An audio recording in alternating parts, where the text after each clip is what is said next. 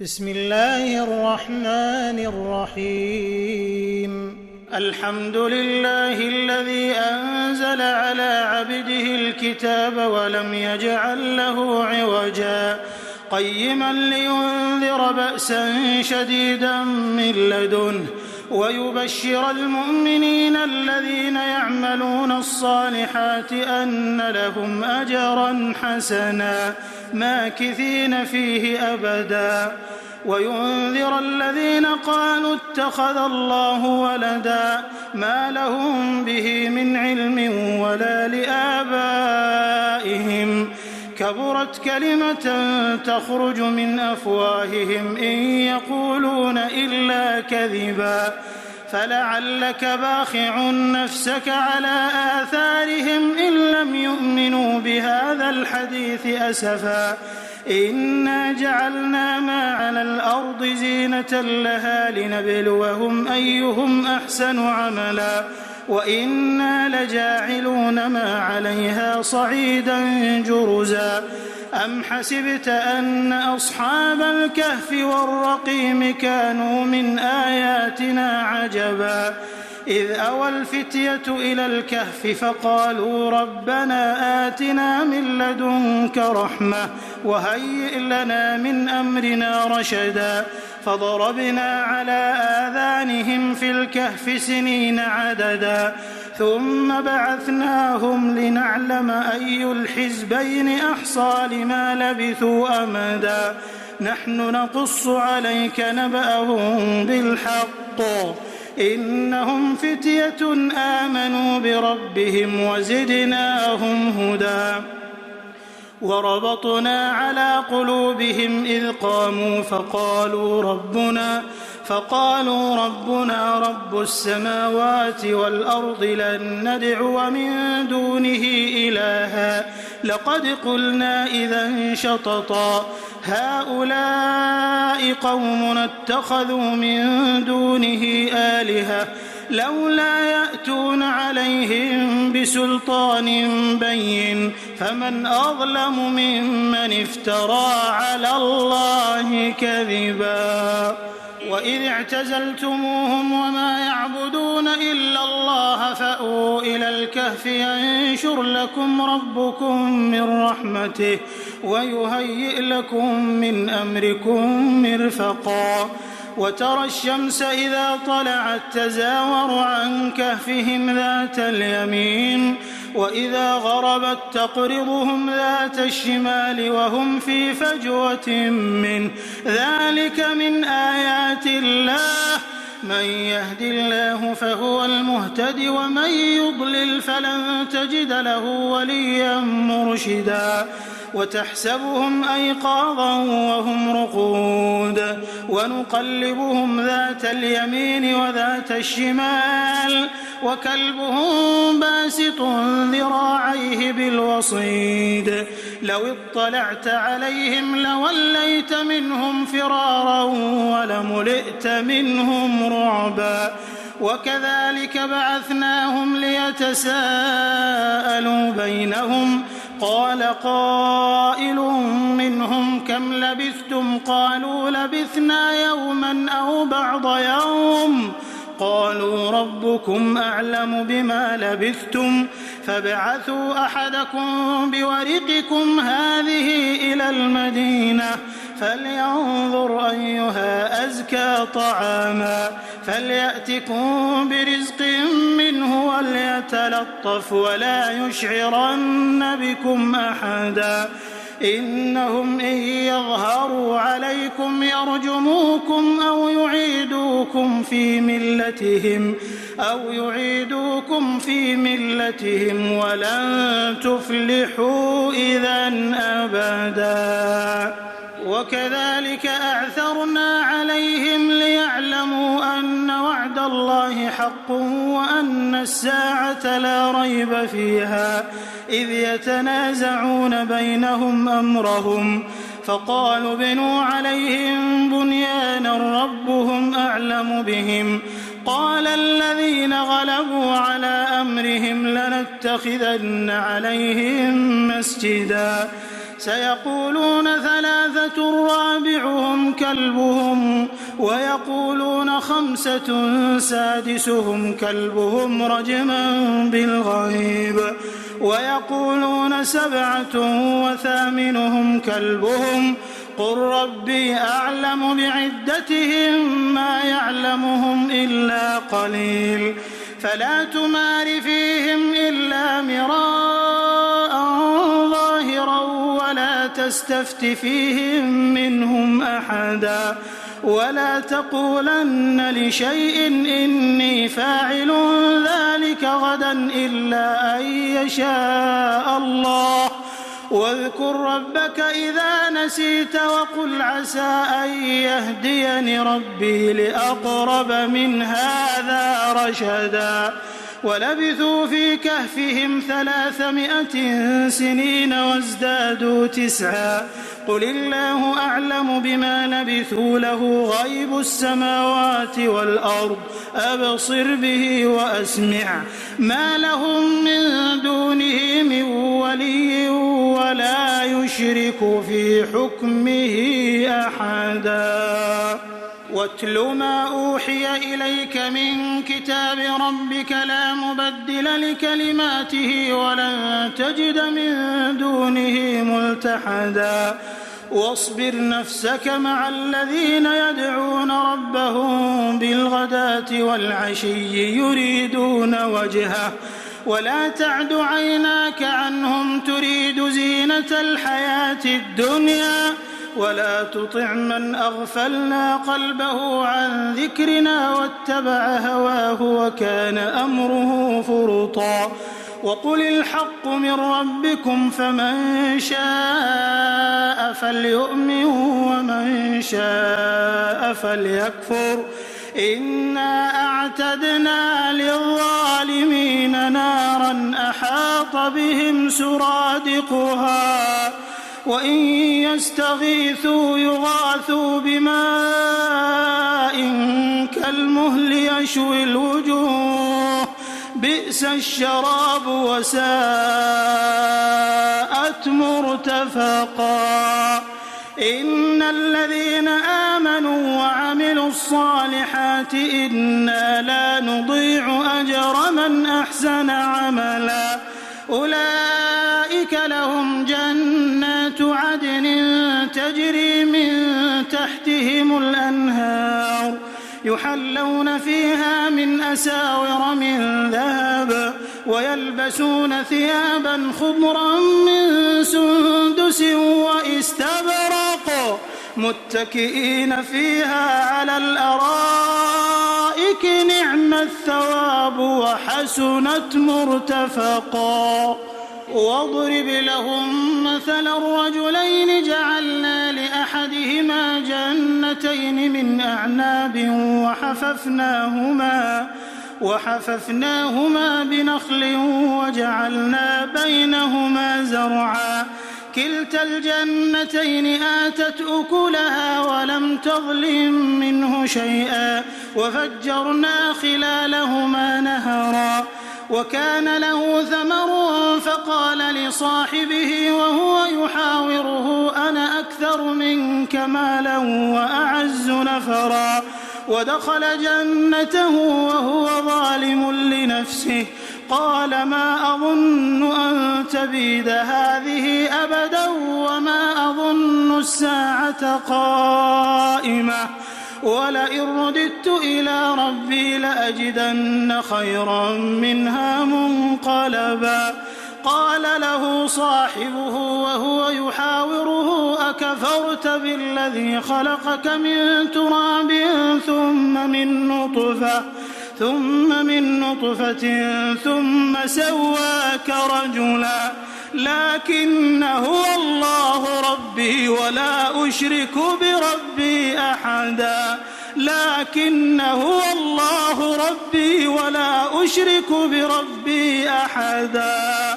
ولولا إذ دخلت جنتك قلت ما شاء الله لا قوة إلا بالله إن ترني أنا أقل منك مالا وولدا فعسى ربي أن يؤتيني خيرا من جنتك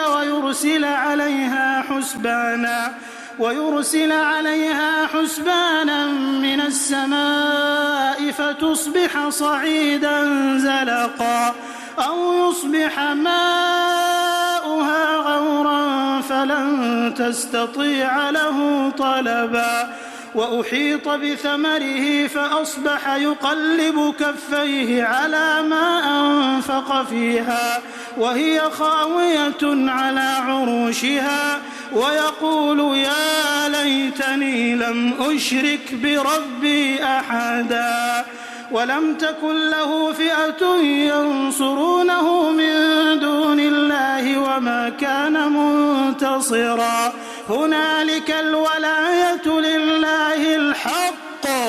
هو خير ثوابا وخير عقبا واضرب لهم مثل الحياة الدنيا كماء أنزلناه من السماء فاختلط به نبات الأرض فأصبح هشيما تذروه الرياح وكان الله على كل شيء مقتدرا المال والبنون زينة الحياة الدنيا والباقيات الصالحات خير عند ربك ثوابا وخير أملا ويوم نسير الجبال وترى الأرض بارزة وحشرناهم فلم نغادر منهم أحدا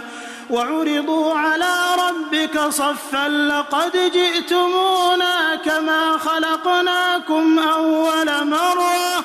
بل زعمتم أن لن نجعل لكم موعدا ووضع الكتاب فترى المجرمين مشفقين مما فيه ويقولون يا ويلتنا ما لهذا الكتاب لا يغادر صغيرة ولا كبيرة إلا أحصاها ووجدوا ما عملوا حاضرا ولا يظلم ربك أحدا وإذ قلنا للملائكة اسجدوا لآدم فسجدوا إلا إبليس كان من الجن ففسق عن أمر ربه أفتتخذونه وذريته أولياء من دوني وهم لكم عدو بئس للظالمين بدلا ما أشهدتهم خلق السماوات والأرض ولا خلق أنفسهم وما كنت متخذ المضلين عضدا ويوم يقول نادوا شركائي الذين زعمتم فدعوهم فلم يستجيبوا لهم وجعلنا بينهم موبقا ورأى المجرمون النار فظنوا أنهم مواقعوها ولم يجدوا عنها مصرفا ولقد صرفنا في هذا القرآن للناس من كل مثل وكان الإنسان أكثر شيء جدلا وما منع الناس أن يؤمنوا إذ جاءهم الهدى ويستغفروا ربهم إلا أن تأتيهم سنة الأولين أو يأتيهم العذاب قبلا وما نرسل المرسلين إلا مبشرين ومنذرين ويجادل الذين كفروا بالباطل ليدحضوا به الحق واتخذوا آياتي وما أنذروا هزوا ومن أظلم ممن ذكر بآيات ربه فأعرض عنها ونسي ما قدمت يداه إنا جعلنا على قلوبهم أكنة أن يفقهوه وفي آذانهم وقرا وإن تدعهم إلى الهدى فلن يهتدوا إذا أبدا وربك الغفور ذو الرحمة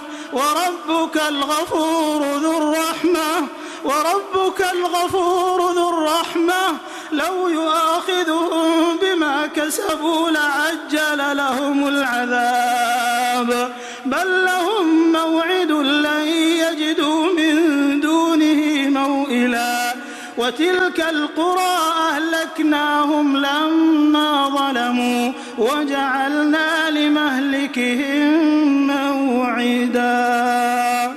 وإذ قال موسى لفتاه لا أبرح حتى أبلغ مجمع البحرين أو أمضي حقبا فلما بلغا مجمع بينهما نسيا حوتهما فاتخذ سبيله في البحر سربا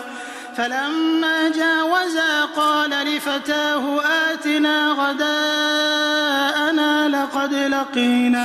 لقد لقينا من سفرنا هذا نصبا قال أرأيت إذ أوينا إلى الصخرة فإني نسيت الحوت وما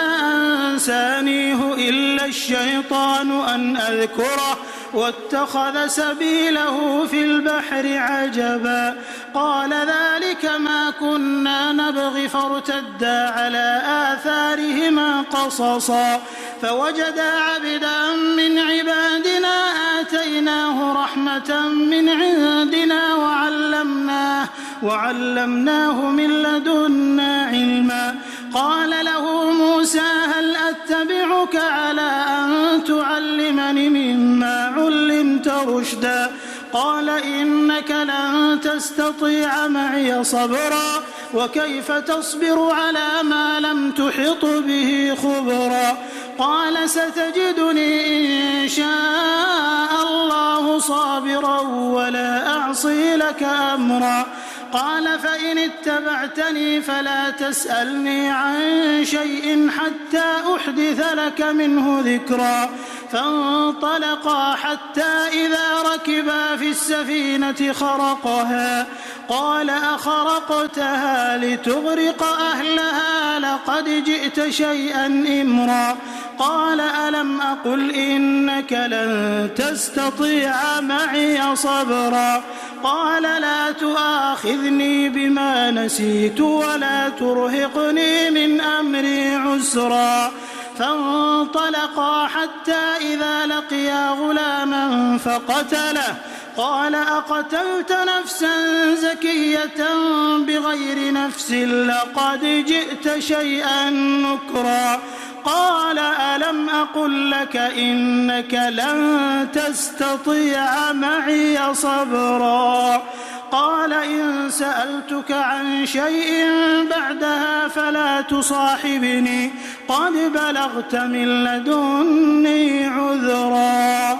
فانطلقا حتى إذا أتيا أهل قرية استطعما أهلها فأبوا أن يضيفوهما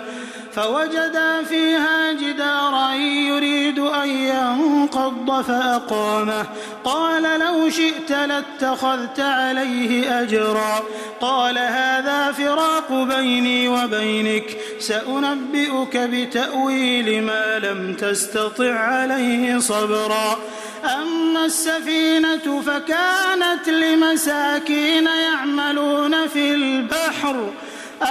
السفينة فكانت لمساكين يعملون في البحر فأردت أن أعيبها وكان وراءهم ملك يأخذ كل سفينة غصبا وأما الغلام فكان أبواه مؤمنين فخشينا أن يرهقهما طغيانا وكفرا فأردنا أن يبدلهما ربهما خيرا منه زكاة وأقرب رحما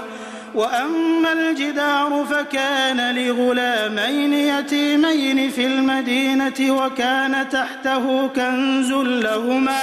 وكان أبوهما صالحا فأراد ربك أن يبلغا أشدهما ويستخرجا كنزهما رحمة من ربك وما فعلته عن أمري ذلك تأويل ما لم تسطع عليه صبرا ويسألونك عن ذي القرنين قل سأتلو عليكم منه ذكرا إنا مكنا له في الأرض وآتيناه من كل شيء سببا فأتبع سببا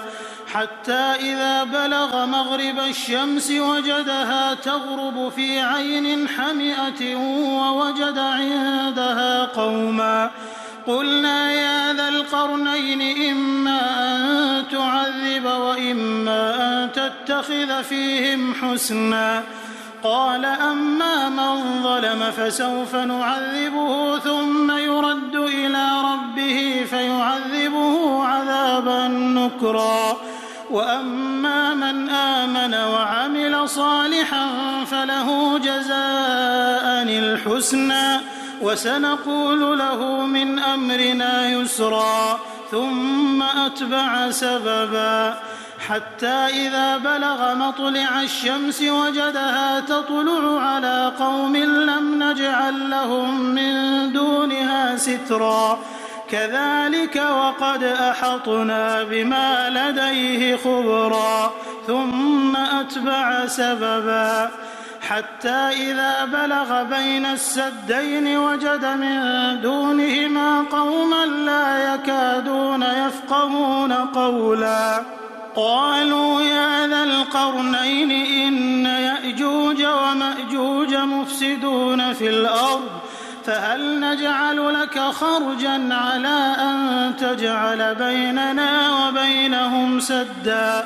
قال ما مكني فيه ربي خير فأعينوني بقوة أجعل بينكم وبينهم ردما آتوني زبر الحديد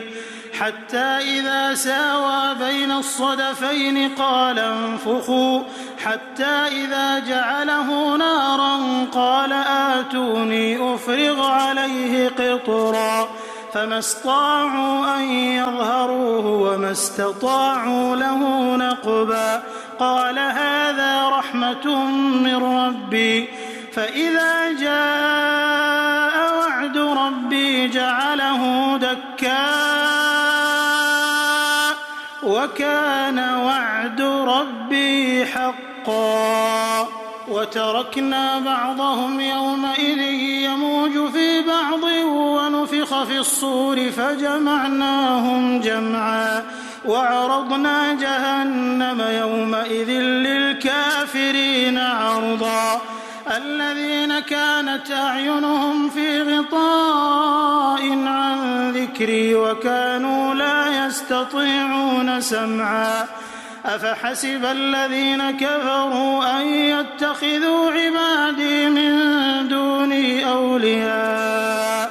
إنا أعتدنا جهنم للكافرين نزلا قل هل ننبئكم بالأخسرين أعمالا الذين ضل سعيهم في الحياة الدنيا وهم يحسبون أنهم يحسنون صنعا أولئك الذين كفروا بآيات ربهم ولقائه فحبطت أعمالهم فلا نقيم لهم يوم القيامة وزنا ذلك جزاؤهم جهنم بما كفروا واتخذوا آياتي ورسلي هزوا إن الذين آمنوا وعملوا الصالحات كانت لهم جنات الفردوس نزلا خالدين فيها لا يبغون عنها حولا قل لو كان البحر مدادا لكلمات ربي لنفد البحر قبل أن تنفد كلمات ربي ولو جئنا بمثله مددا قل إنما أنا بشر مثلكم يوحى إلي أنما إلهكم إله واحد فمن كان يرجو لقاء ربه فليعمل عملا صالحا ولا يشرك بعبادة ربه أحدا.